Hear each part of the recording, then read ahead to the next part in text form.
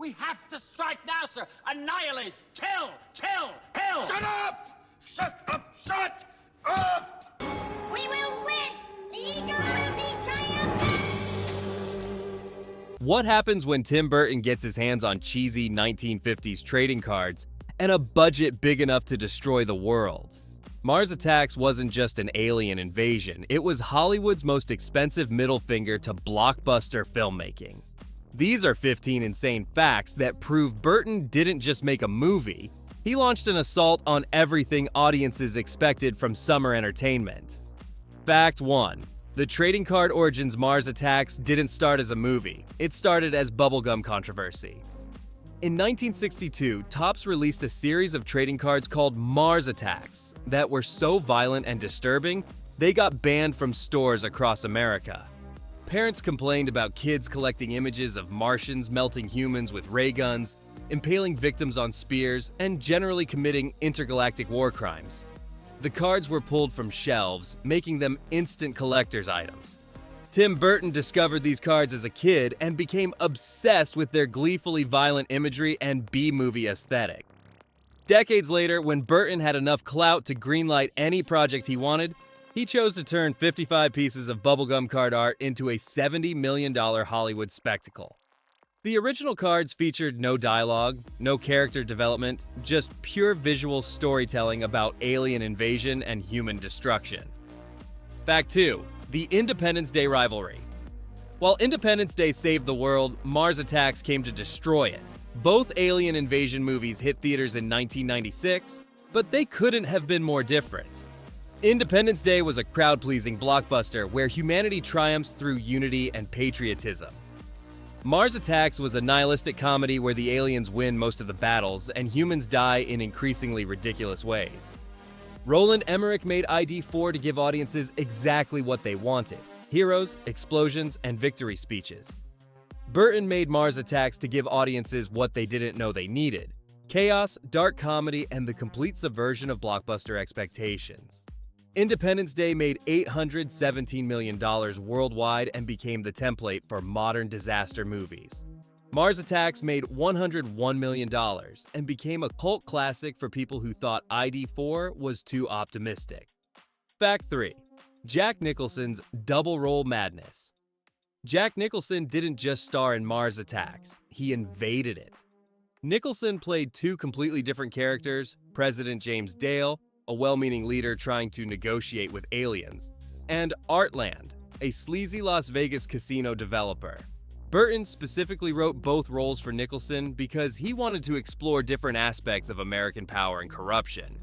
The president represents institutional authority trying to do the right thing, while Artland represents capitalist greed that sees alien invasion as a business opportunity.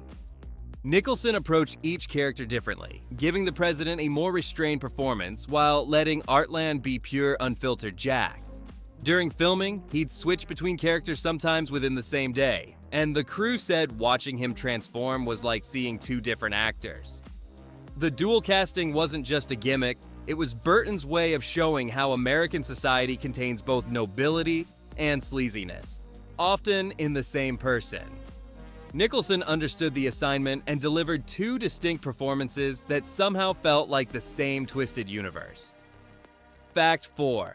The all-star cast slaughter Burton assembled Hollywood royalty just to watch aliens murder them. The cast list reads like an Oscar ceremony: Jack Nicholson, Glenn Close, Annette Bening, Pierce Brosnan, Danny DeVito, Michael J. Fox, Sarah Jessica Parker, and more. But Burton didn't hire these A-listers to be heroes. He hired them to die in spectacularly grotesque ways. Most disaster movies protect their stars, giving them heroic moments and dramatic death scenes. Mars Attacks treats famous actors like expendable extras, killing them off casually and often comically. Glenn Close gets her skeleton exposed by alien rays while wearing an elegant ball gown. Pierce Brosnan has his brain extracted and placed in a fishbowl. The casting was Burton's commentary on celebrity culture and audience expectations. We're so used to stars surviving movies that watching them get casually vaporized becomes shocking comedy. The actors understood they were signing up to be alien fodder, and most of them loved the experience. Fact 5. The Martian language creation. The Martians didn't just speak gibberish, they spoke Burton. The alien language consists entirely of variations on ack, ack, ack. But Burton and his sound team created a sophisticated communication system within that limitation. Different inflections, rhythms, and tones convey specific meanings, emotions, and intentions. The Martians aren't just making random noises. They're having complex conversations about invasion strategy, human stupidity, and their own amusement at the chaos they're creating. Voice actors. Frank Welker and others spent hours perfecting the alien speech patterns, treating ack, ack, ack like a legitimate foreign language with grammar and syntax rules. Burton insisted on consistency, so every Martian grunt and shriek had to fit the established linguistic framework. The result is an alien language that sounds ridiculous but functions as genuine communication. Audiences can actually follow Martian conversations once they learn to read the vocal patterns. It's sophisticated sound design disguised as silly noise, which perfectly captures the Mars Attacks approach to filmmaking. Fact 6. Glenn Close's First Lady death. Glenn Close traded Fatal Attraction for Alien Extraction. As First Lady Marcia Dale, Close plays the perfect political wife, elegant, supportive, and completely unprepared for intergalactic warfare. Her death scene is pure Burton poetry. She's in the White House, wearing a beautiful gown, trying to maintain dignity while Martians systematically destroy everything around her. The aliens hit her with a ray that exposes her skeleton before she crumbles to dust, but she maintains perfect posture throughout the process. Close approached the role with complete seriousness, playing the First Lady as a woman genuinely trying to hold her family and country together during impossible circumstances. Her performance makes the death scene both hilarious and tragic because she brings real emotional weight to an absurd situation. Fact 7. The CGI versus. Practical effects. War Mars Attacks looked like nothing else because Burton built nothing like anyone else. The film used a revolutionary combination of stop-motion animation, practical effects, and early computer graphics that created a unique visual style. The Martians themselves were primarily stop-motion puppets animated in the classic Ray Harryhausen tradition, giving them a deliberately artificial look that honored 1950s B-movies. The spaceships were a mix of models and CGI, creating vehicles that felt both retro and futuristic. Burton insisted on practical destruction whenever possible, actually blowing up buildings and sets rather than relying entirely on digital effects. The result is a movie that looks deliberately handmade, with visible seams and imperfections that add to its charm. Modern audiences are used to seamless CGI that hides all traces of artifice, but Mars Attacks celebrates its own construction. You can see the puppet strings, the model work, and the composite shots, but that's the point. Burton wanted the movie to feel like an expensive toy commercial, and the mixed effects techniques achieved exactly that aesthetic. Fact 8. Sarah Jessica Parker's head transplant. Sarah Jessica Parker literally lost her mind to fashion. As trendy reporter Natalie Lake, Parker gets captured by Martians who perform the film's most bizarre experiment. They remove her head and attach it to the body of her chihuahua, while putting the dog's head on her body. The scene is pure body horror comedy, watching Parker's disembodied head try to communicate while attached to a tiny dog body. The practical effects required Parker to spend hours with her head stuck through a table while puppeteers operated the dog body beneath. She had to act confused, terrified, and increasingly desperate while maintaining the character's shallow personality. The dog, meanwhile, had to wear a fake Parker head and walk around in high heels, creating one of cinema's most surreal images. Parker later admitted the scene was both hilarious and deeply uncomfortable to film because the absurdity made it hard to find the emotional truth. Fact 9. The yodeling solution. The fate of Earth came down to country music and bad vocals. In the film's climax, humanity discovers that Slim Whitman's yodeling causes Martian heads to explode. It's the most random weakness in movie history, and Burton chose it specifically because it made no scientific sense whatsoever. The idea that advanced alien technology could be defeated by cowboy music is pure Burton logic, emotionally satisfying while being completely absurd. The sound design team spent weeks perfecting the effect of yodeling on Martian physiology, creating a specific frequency that causes their enlarged brains to literally burst. Slim Whitman himself was delighted by his unexpected role as humanity's savior and recorded new material specifically for the film. The yodeling solution works because it represents everything the Martians despise about human culture. It's corny, unsophisticated, and purely emotional rather than logical. Fact 10. Pierce Brosnan's scientist obsession, 007 traded martinis for Martians and immediately got fooled. Pierce Brosnan plays Professor Donald Kessler, a scientist so obsessed with making contact with alien life that he ignores every warning sign about Martian intentions. Brosnan was filming Mars Attacks between Bond movies, and Burton specifically cast him against type as a naive academic rather than a suave action hero.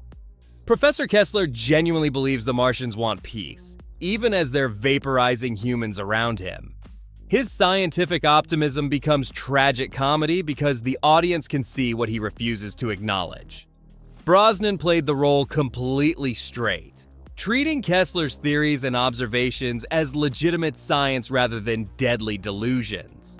The character's fate, having his brain removed and placed in a fishbowl, is Burton's commentary on intellectuals who think they can reason with unreasonable forces. Fact 11. Las Vegas destruction spectacle. Burton didn't just attack Mars, he nuked Nevada. The Las Vegas sequences represent the film's most elaborate destruction scenes, with Martians systematically demolishing every iconic casino and landmark.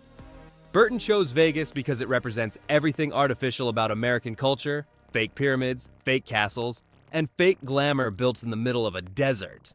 The Martians treat the city like an amusement park, gleefully destroying replicas of world monuments while humans run screaming through the chaos.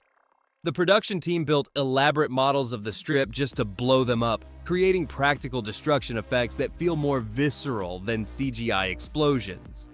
Danny DeVito's character watches his casino empire crumble while trying to maintain his hustler optimism, representing American capitalism's inability to process genuine catastrophe.